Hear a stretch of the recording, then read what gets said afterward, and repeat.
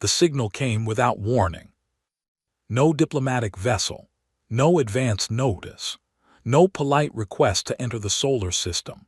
40 warships of the Drathan Empire simply appeared at the edge of human space, weapons hot, engines burning, and broadcasting on every frequency humanity had ever used. The message was short. Grand Consul Voreth's face filled every screen on every ship, station, and colony that picked up the signal.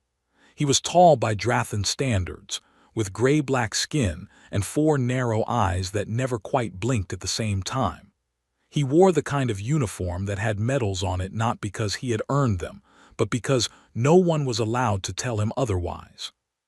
"People of Earth," he said in perfect translated standard, "the Drathan Empire requires your assistance in the ongoing conflict against the Velhari Accord. You will supply weapons, soldiers, and logistical support beginning within 72 hours. In return, you will be granted protected status under Imperial designation. This is not a negotiation. This is a notification." The broadcast ended. For about 4 seconds, the United Earth Chamber was completely silent. Then everybody started talking at once. Director HFY Romero did not talk. She sat at the head of the long table and watched her colleagues shout over each other, and she let them go for exactly 90 seconds before she pressed the small button on the table in front of her that cut the audio feed in the room.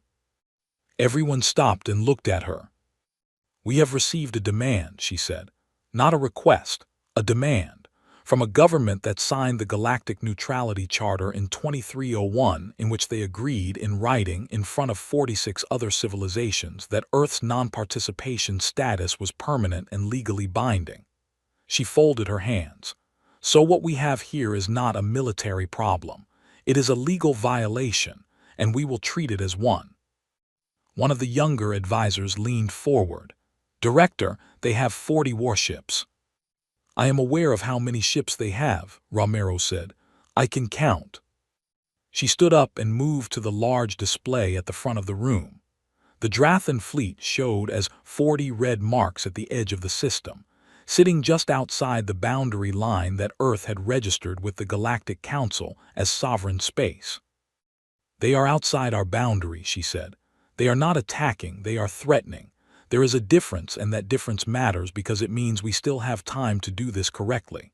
She turned to face the room. "Draft a formal response. Cite the Charter, Article 9, subsections 3 through 7. Remind Consul Voreth that his own government's signature is on that document. Send it through official galactic legal channels with copies to every co-signatory." "And if he ignores it?" someone asked. Romero was quiet for a moment. "Then we move to the next step," she said. Nobody asked what the next step was.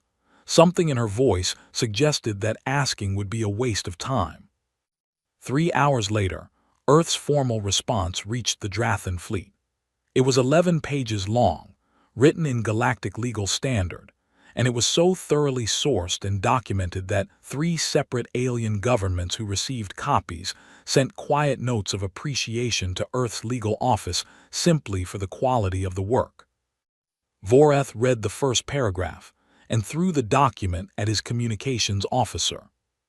"Send them this," he said, and dictated 4 sentences that amounted to, "We do not care about your documents. You have 69 hours remaining. Do not waste them." Back on Earth, HFY Romero received that response, read it once and set it on her desk.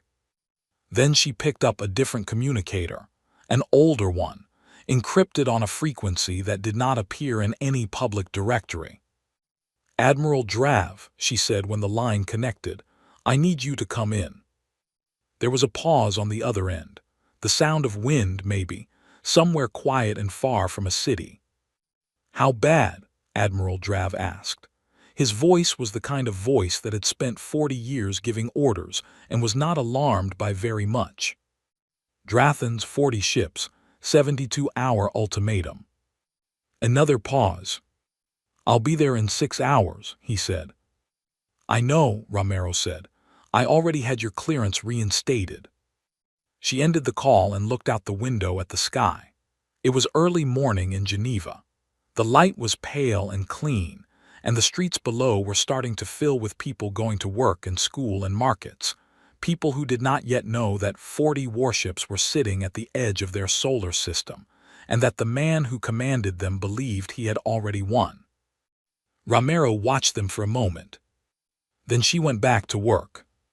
Far out in the dark, beyond the orbit of Neptune, a ship called HFY Sovereign sat with all its running lights off and its active sensors cold. It had been sitting that way for 11 hours. Captain Ren Akaffer stood in the dim light of the observation deck and watched the distant cluster of Drathan ships through a passive optical scope. He did not look worried. He looked like a man who had been waiting for something for a very long time and had just been told it was finally arriving. He called his tactical officer. "Sira," he said. Lieutenant Sira Nyland answered immediately. "Already running solutions, Captain. Been running them since they showed up." "Good," Wren said. He folded the scope and went back to the bridge. The Drathans had 68 hours and 57 minutes left on their ultimatum. Nobody on the Sovereign looked like they were in a hurry. The Velhari Accord had been watching since the moment the Drathan fleet dropped out of faster-than-light travel at the edge of the human system. Ambassador Dean sat in a small room aboard the Accord's observation vessel and watched the feeds with the kind of careful attention he had given to humanity for most of his adult life. He was old, even by Velhari standards, with scales that had gone from deep blue to pale gray blue over the decades.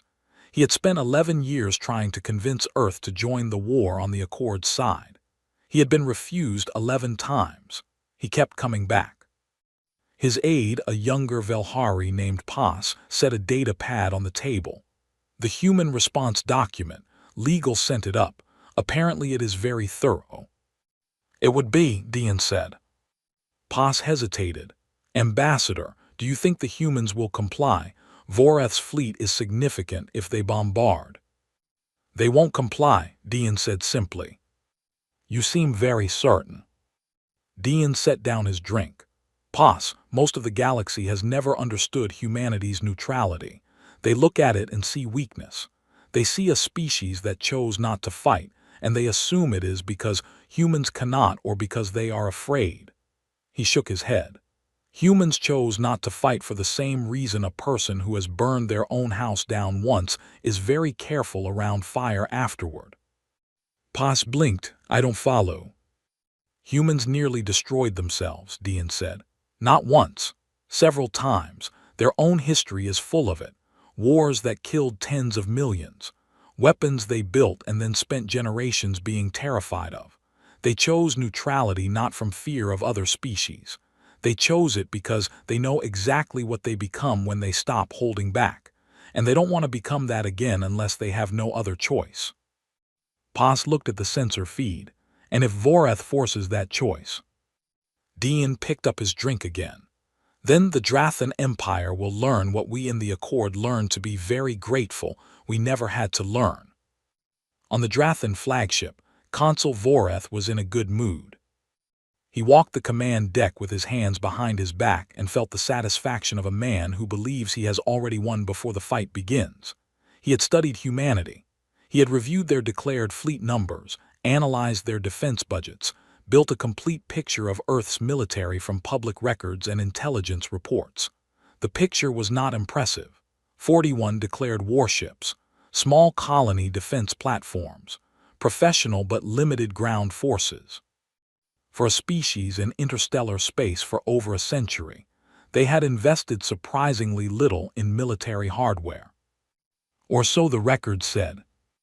Subcommander Oli stood at the edge of the command deck staring at his data pad, not because it was interesting, because something about it was bothering him. The numbers were modest. The fleet was small. The defenses were minimal, but there was a pattern in what was not there. No records of decommissioned ships, budget line items feeding into departments with nonspecific names, maintenance contracts for facilities not attached to any declared installation, things that should appear in the records that did not. Oles walked to the console. I want to raise a concern about the intelligence summary. There are gaps. Small ones but consistent. Voreth glanced at the pad. He read for about 5 seconds. You're seeing ghosts. The humans are exactly what the records say they are. A species that chose comfort over strength. Focus on the logistics of the transition when they comply. Oles took the pad back. He said nothing else. He went to his station and added 3 more red markers to his private notes. Deep inside Earth's moon, in a facility that appeared on no public document, Admiral Drav sat across from Captain Ren Akafer, and a room full of people whose names were equally absent from any public record. The room was cold and lit for function rather than comfort. Current status, Drav said. Ren spoke first. Sovereign is dark, positioned for observation. Sierra has partial firing solutions already, full solutions within 12 hours. A woman named Holt, who ran Earth's classified shipyard program, pulled up a display. 47 vessels at tertiary sites, ready to move on your order. Full stealth. None of them are in any registry Voreth's people have access to. Drav nodded, and Calder's Rest. Population moving to deep shelters for the past 8 hours, Holt said. Standard protocol, no announcements. Drav looked at the table. They'll hit Calder's Rest, most exposed, most symbolic, small enough Voreth thinks it won't break us, big enough that the image will. He looked at Holt. Every person underground before that deadline expires. Already underway, Holt said. Drav sat back in his chair. 66 hours, he said. Let's be ready in 40. The room was quiet in the way rooms get quiet when people understand exactly what is coming and have decided, clearly and without panic, what to do about it. Outside the moon's hidden facility, the solar system looked the same as it always had. Planets in their orbits, ships running their declared routes, everything normal and ordinary and exactly as the Drathans expected it to be. That was the point. In the dark beyond Neptune, the Sovereign sat cold and still, watching a fleet that was watching back, and Sierra Nyland was at her station doing the only thing that actually mattered in the hours before a fight that had not started yet. She was paying attention. Calder's Rest was a farming world. That was the only way to describe it, really. Red soil that grew grain better than almost anywhere else in human space. Long flat fields that went to the horizon in every direction. Small towns with practical names, like Junction and Milford and South Reach. The kind of places where people knew each other, where the roads were unpaved because paving them had never seemed urgent, where the biggest annual event was the harvest and everybody came out for it. The population was 412,000 people. They had been underground for 19 hours by the time the Drathan ships arrived. Nobody had announced it officially. Word had moved through Calder's Rest the way word always moved in small communities, person to person and door to door. The message was simple. The shelters are open. Bring 3 days of supplies, go now, tell your neighbors. People did not panic. They moved quickly and quietly and helped each other carry things and made sure the elderly got there first. By the time the Drathan strike group dropped out of FTL in the planet's upper atmosphere, the streets of every town on Calder's Rest were empty. Subcommander Oles commanded the strike group from the bridge of a destroyer called the Drathan Certainty. He stood at the viewport and looked down at the planet and felt, for the first time in his career, that he did not want to carry out an order. He carried it out anyway. The siege cruisers fired first. Long, sustained energy beams that hit the surface and kept hitting. The grain fields burned. The town centers burned. The unpaved roads and the harvest equipment and the practical little buildings with their practical little names burned. The bombardment lasted 2 hours and 14 minutes, and Consul Voreth broadcast it live on every galactic channel he could reach because that was the point of it, not the burning itself, the watching. Oles did not watch. He stood at his sensor board and looked at his instruments and noted, with a growing unease that he could not explain yet, that there were no heat signatures on the surface consistent with living bodies, no emergency transmissions, no evacuation ships trying to break atmosphere. Nothing. 412,000 people. Not a single one visible on any sensor. He pulled up the deep scan results and stared at them. The shelters were old, built into the bedrock decades ago, back when Calder's Rest was first colonized, back when humans apparently considered deep underground bunkers standard infrastructure for a farming colony. The scans showed them faintly, far below the burning surface. Hundreds of them, organized, stocked, full of people who had gotten underground before the first shot was fired. Oles marked the scan result and added one line to his private log. They knew we were coming. In the United Earth Chamber, the broadcast from Calder's Rest played on every screen. Nobody spoke.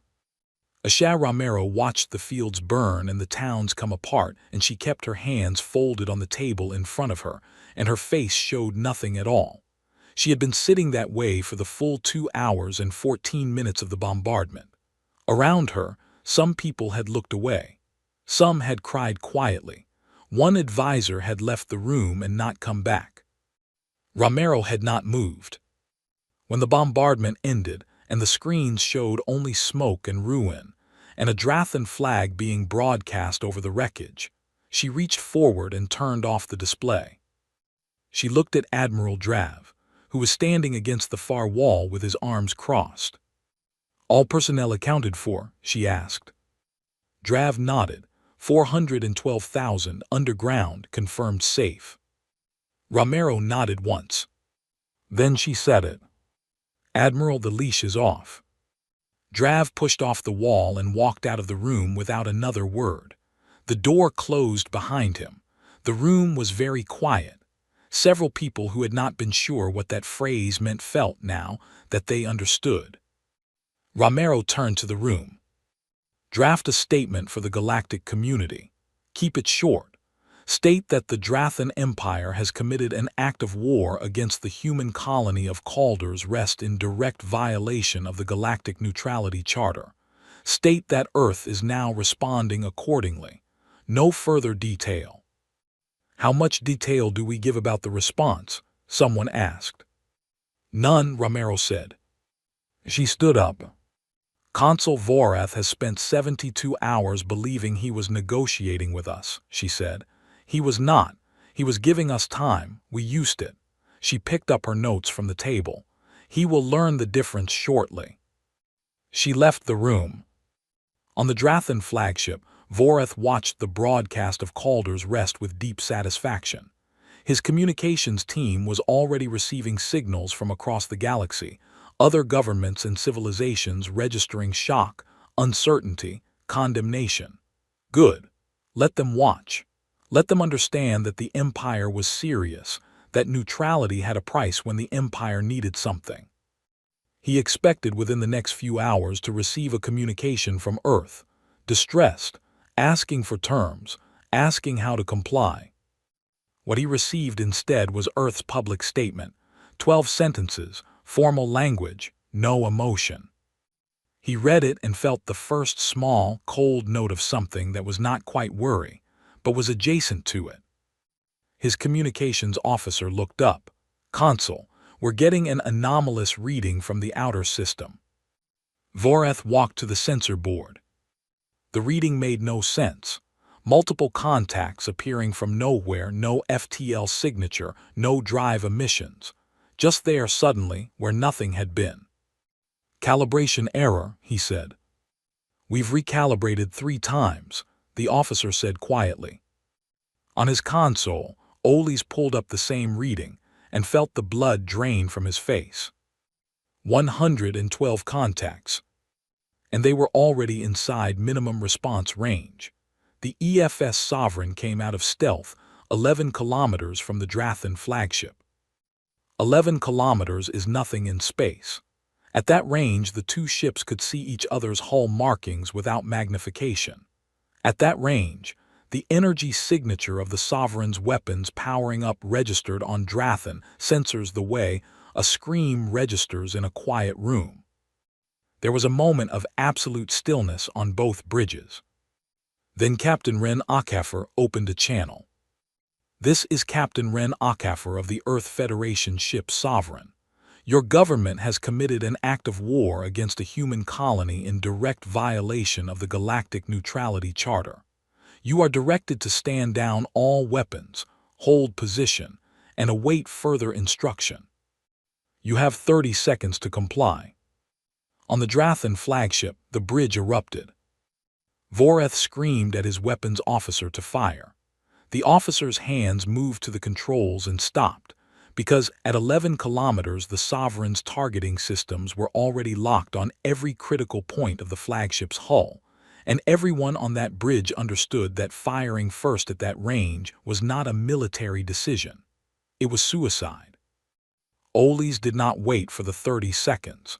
He pulled up the ship-wide channel and did something he had never done in his career. He countermanded a direct order from the console. "All Drathan vessels, this is Subcommander Oles. All stop. Do not fire, all stop." Voreth spun on him. "You do not have the authority." "I have the authority to prevent the destruction of this fleet," Oles said. "Sir, look at your sensors." 112 contacts, surrounding the Drathan fleet from every vector without a single gap in coverage. Every Earth ship already locked, already positioned, already waiting. 40 Drathan warships against 112, in a formation that had clearly been planned well in advance. The 30 seconds expired. Sierra Nyland said 3 words into her headset. "Solutions confirmed. Ready." "Execute," said Ren. What happened in the next 42 seconds had been rehearsed 6 times in simulation. Sierra did not fire at the large targets. She fired at the connective tissue of the Drathan fleet, the dedicated communications ships, the fleet coordination vessels, the 2 command relays passing orders between Voreth and his captains. In 42 seconds, the Drathan fleet went from a coordinated force to 40 individual ships with no idea what to shoot at or who was telling them to. Then Earth's hidden fleet moved. The Drathan captains, each alone on their bridge with no orders and no coordination, faced something their training had not prepared them for. The Earth ships that came for them did not fight in the dramatic way that military history tends to celebrate. Each Earth vessel picked a target and worked it with methodical, unhurried precision. No wasted shots, no attack runs for show. Careful, systematic pressure, identifying weaknesses and working them, the way you approach a problem you have studied in advance and already know the answer to.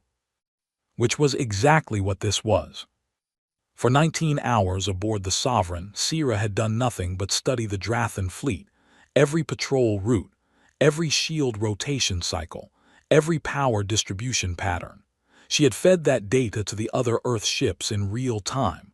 When the fight began, Earth's captains were not discovering their opponents. They were confirming what they already knew. It lasted 31 minutes. Some Drathan ships surrendered early, their captains making the same calculation Oles had made. A few tried to run and found that Earth ships at the outer edge had been positioned specifically for that. One ship tried to ram. It was disabled before it completed the turn. Voreth had not stopped talking the entire time. Threats, then orders, then demands, then something approaching pleading. His crew had stopped listening around minute 8. Oles stood on the bridge of the flagship and watched his sensors with the quiet attention of a man who had processed the situation and moved past the part where he was surprised by it. He opened a channel to the Sovereign. "Captain Akafer, this is Subcommander Oles. I am surrendering the Drathan fleet, all vessels, full military surrender." A pause. "Consul Voreth does not agree. He is currently being restrained by members of his own security detail." A brief pause from the Sovereign. "Acknowledged. Hold position. We'll send a boarding party within the hour." "Understood," Oles said. He looked at Voreth. who had gone quiet because 3 of his own guards were holding his arms and one had, very politely, asked him to stop talking. "We should not have done this," Oli said. Voreth said nothing. Outside, on galactic feeds that had been recording since Voreth's first broadcast, every civilization with a receiver was watching the same thing. 112 Earth ships, undetected until the moment they chose to act, taking apart the Drathan fleet with the calm efficiency of people who had spent 72 hours doing nothing but prepare. Ambassador Dean watched from the Accord vessel. His aide Paz stood beside him in silence. "They were ready the whole time," Paz said finally. "Yes," Dean said. "How long do you think they had been prepared for something like this?" Dean considered it. "I suspect," he said, "since approximately the second day they left their own solar system for the first time." He was quiet for a moment. "Make a note," he said to Paz. "When this is over, I want to send Director Romero a message, and I want to choose every word myself. First ships to arrive at Calder's Rest were not warships. They were 3 large white vessels with green markings, the kind that meant medical and relief, and they dropped out of FTL in the planet's orbit 6 hours after the last Drathan ship surrendered. Behind them came supply freighters, engineering vessels, and colony support ships carrying temporary housing, water purification equipment, food stocks, and the heavy machinery needed to start pulling a bombed world back together. Director Romero was on the lead medical ship. There had been no announcement, no press statement about her travel plans. She had simply gotten on the ship when it was ready to leave, because there was nowhere else she felt she should be. The shelters opened and people came out into smoke and ash and the ruin of what their towns had been. Romero was there when they came out. She did not give a speech. She walked from shelter to shelter and helped people carry their children and their bags back into a daylight that smelled wrong and showed them, clearly and without mercy, what had been done to their world. She stayed for 4 days. On the second day, a 14-year-old girl from a town called Milford found Romero at the edge of what had been the town center and asked, very directly, why this had happened. Romero thought about giving a political answer. In the end, she gave the honest one. "Because someone decided that who we are was something he could use," she said. "And when we told him no, he decided to punish us for it." The girl looked at the ruins. "Are we going to rebuild?" "Yes," Romero said. "Will it happen again?" "It's less likely than it was 3 days ago," Romero said. It was the most honest answer she had. The trial of Grand Consul Voreth began 6 weeks later at the Galactic Tribunal on neutral Meteori Point. 7 judges from 7 civilizations. Earth's legal team on one side, Voreth's defense on the other. The prosecution case was presented by a human lawyer named Del Faro. He was not dramatic about it. He had sensor logs, broadcast recordings, the full surrender record from Oli's, the intelligence summary Voreth's own office had used to decide Earth would comply, and a point-by-point breakdown of every charter violation. He was very, very thorough. Oli's testified on the 3rd day. He answered every question clearly and without evasion. He described the orders he had received and the orders he had carried out. When asked if countermanding Voreth had been a difficult decision, he said no, because what Voreth had ordered was obviously wrong and had been wrong from the beginning. Voreth was stripped of his title on the 31st day and sentenced to permanent exile. The Drathan Empire reorganized under a provisional council. 3 of the 7 council members sent formal apologies to Earth. Romero replied to each one personally and moved on. What happened next surprised most of the galaxy. Every major military power sent observers to debrief Earth's campaign. They wanted to know how Earth had assembled a secret fleet, where the ships had been built, how the crews had trained without anyone noticing. Earth's military office answered every question, politely and in full. The answers were, in many ways, more unsettling than the battle.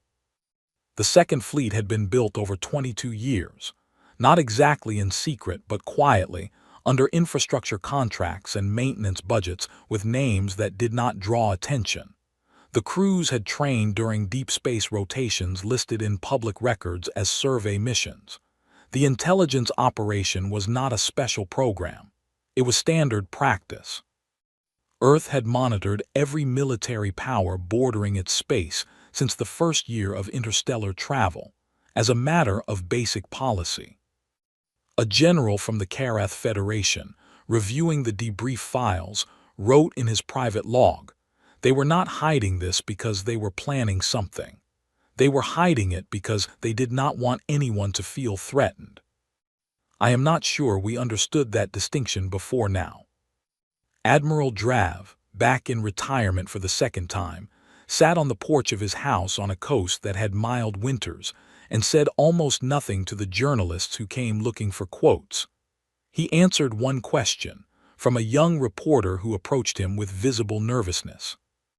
"Are you proud of what happened?" the reporter asked. Drav thought about it. "I'm relieved we were ready," he said.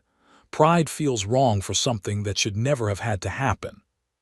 "What about people who say Earth is now a military power other civilizations should worry about?" Drav looked out at the water.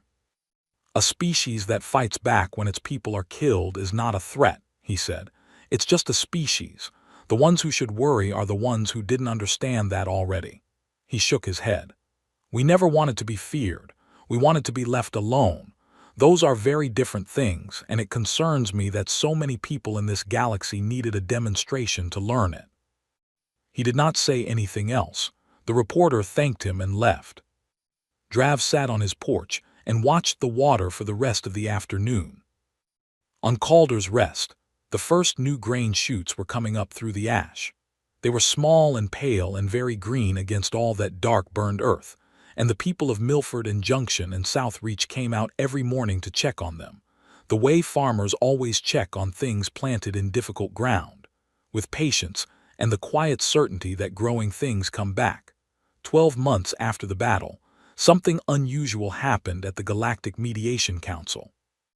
The council had existed for 60 years, with 12 permanent seats and observer positions for 30 more. Earth had occupied an observer seat for most of that time, sending a representative who took careful notes and said very little. That had been, for a very long time, exactly how Earth preferred it. On the first session after the battle, Ambassador Dean of the Velhari Accord stood and made a formal motion. He proposed that Earth be offered a permanent seat. Not because of military power, not as a reward for defeating the Drathans.